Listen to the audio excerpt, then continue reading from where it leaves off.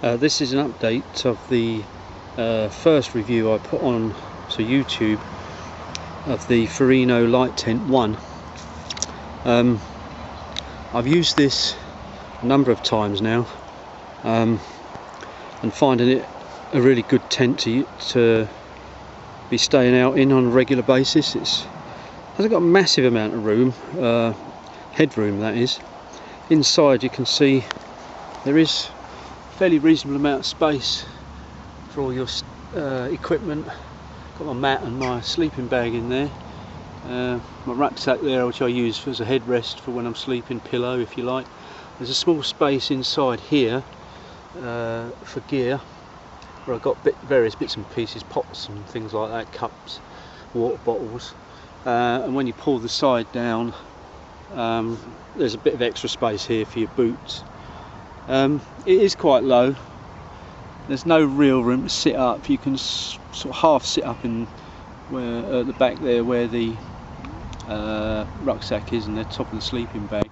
I'm actually doing the Pennine Way in England at the moment.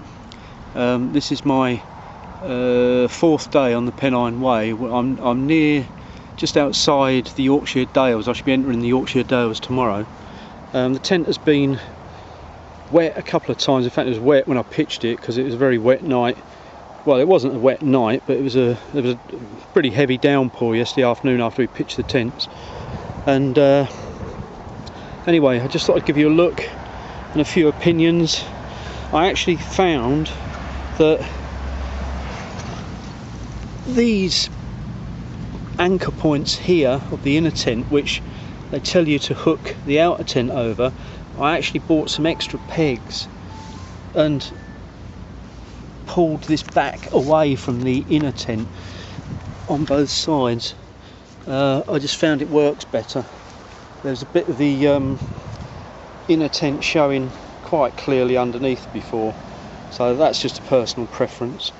Same with the front anchor points as well.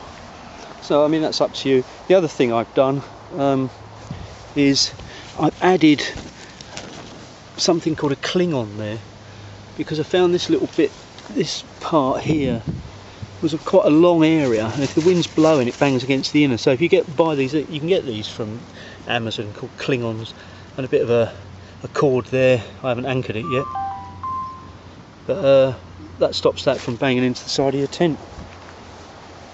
Otherwise I'm very, very pleased with it.